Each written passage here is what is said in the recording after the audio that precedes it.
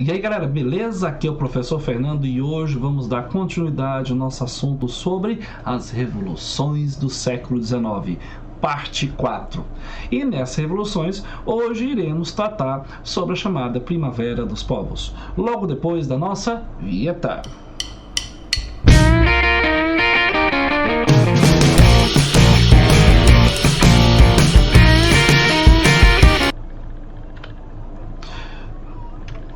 Meninos, quando falamos das revoluções do século XIX, observamos que todas as revoluções que ocorrem são revoluções que ocorrem lideradas por parte da burguesia e influenciadas pelas ideias liberais ou ideias socialistas, ideias nacionalistas. O que manda mesmo é justamente as ideias liberais, tá? Em contraposição ao movimento operário. Diante disso, podemos falar que a Primavera dos Povos, tá? Vai ser um grande acontecimento nesse contexto. Primeiramente, vamos olhar o que está acontecendo para entender um conceito de Primavera dos Povos. A Revolução na França teve significativas repercussões no resto da Europa. Ponto. A crise econômica ajudou a Revolução de 48 a expandir-se pela Europa. Ponto. O ideal predominante nos demais países europeus onde houve a Revolução não foi o liberalismo, mas sim, aí chegamos no ponto certo, a figura do nacionalismo. Esse nacionalismo como uma ideologia predominante que vai defender o interesse das nações. Aí entramos o que chamamos Primavera dos Povos. E Hobsbawm classifica assim: foi a primeira revolução potencialmente global, tornando-se uma paradigma de revolução mundial que alimentou rebeldes de várias gerações.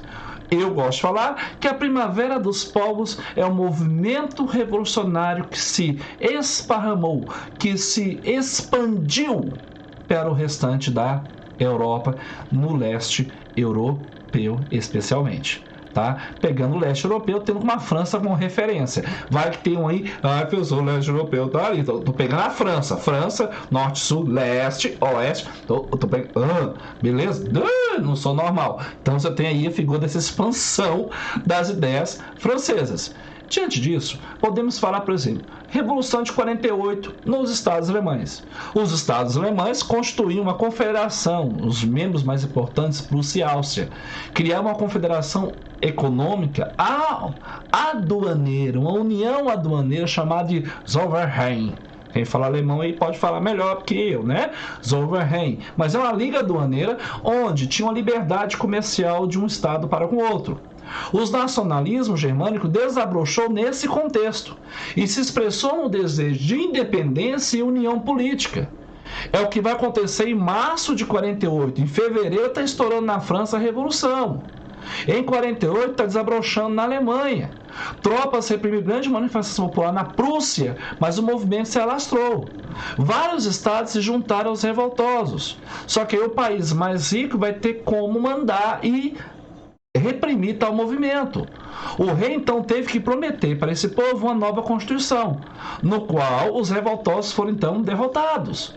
A Áustria então obrigou a Prússia a desistir de qualquer mudança na ordem vigente, inclusive da Constituição e da unificação. Esse é um caso, mas a chama foi acesa. Na Áustria, foi liderado então o movimento feito pela burguesia e apoiado por camadas populares. O movimento austríaco contra o regime absolutista de Fernando I e seu braço direito, o príncipe Metternich. Os revoltosos obrigaram o rei Fernando I a aceitar a Constituição e o parlamentarismo. Só que a aristocracia e o exército voltaram ao poder, obrigando Fernando I a renunciar em favor de seu filho Francisco José I. E aí o que acontece? Dissolvido o parlamento, os liberais foram perseguidos, as reformas abolidas e o absolutismo foi restaurado. Mas a fagulha, a ideia de unificação foi criada, foi exposta, está sendo germinada. 48 dos tchecos e dos húngaros viviam sob os domínios austríacos e aproveitaram a revolta lá na Áustria e declararam independência. A região dos tchecos e húngaros. Com a restauração do absolutismo, a Áustria e a Rússia esmagaram as revoltas nas regiões, mas a fagulha continua acesa. Já nos estados italianos, em 1848, a Itália estava dividida em vários estados de governo absoluto. Entre eles, a Revolução teve caráter nacionalista, com a tripla aspiração: a liberdade, a unidade e a independência italiana. O reino das duas Sicílias revoltou-se e impôs uma constituição a Fernando VII. Revoltas semelhantes ocorreram na Toscana e no estado papal.